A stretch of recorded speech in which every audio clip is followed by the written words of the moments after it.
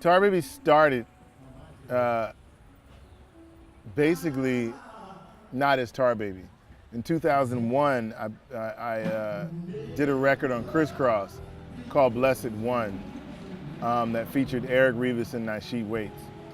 We had never really played together as a unit, but I wanted to see what was going to happen.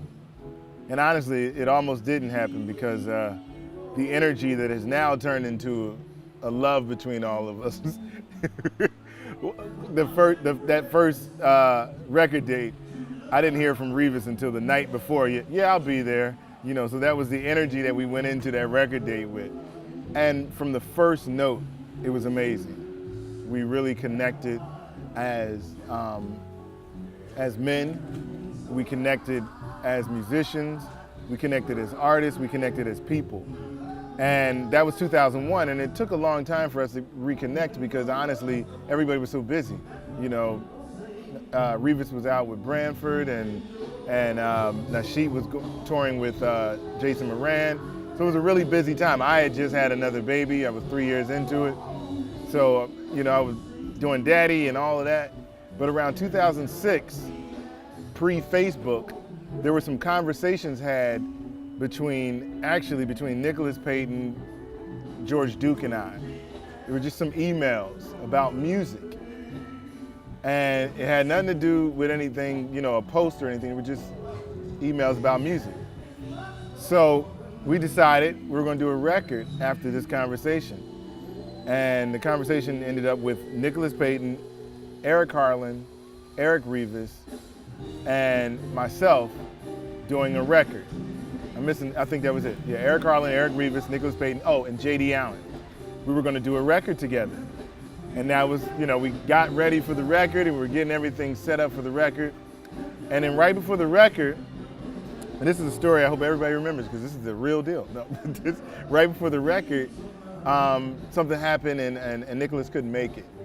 So when Nicholas couldn't make it for the record, like maybe 2 weeks before, then Eric Harlan backed out because he had another tour, and it came down to just me and Eric Rivas and J.D. Allen.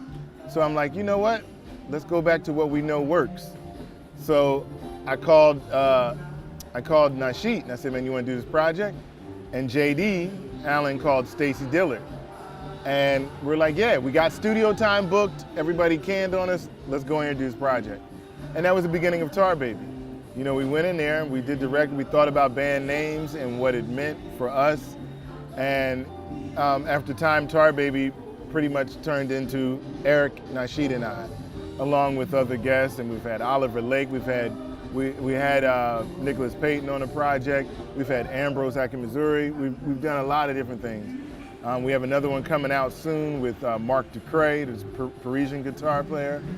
So a lot of good things have come from that initial meeting in 2001 that ended up being August of 2006 when others couldn't make it, and this is what ended up being Tarbaby.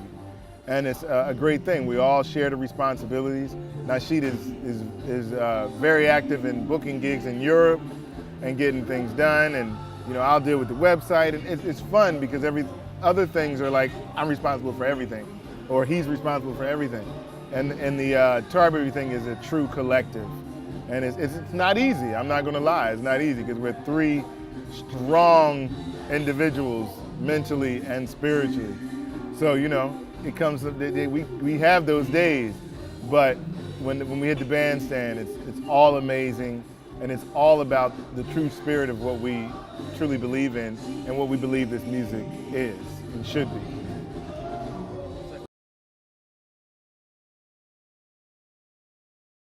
Oh yes, that's the only way to do a "Where Are They Now" video or anything like that. We gotta have like some turmoil. So it would be like, in 2009, this is what happened to Tarbaby.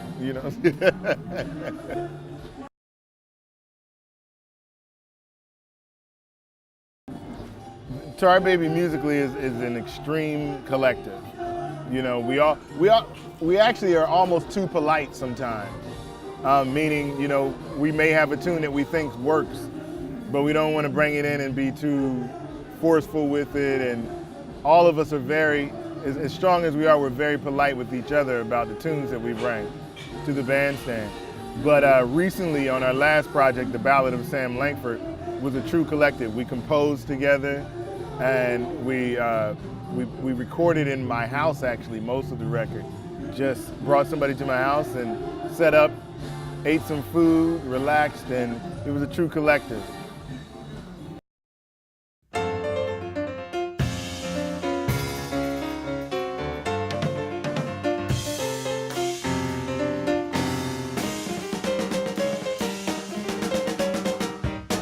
Clap and say your name. At the same time? Okay. Orrin Evans. Sing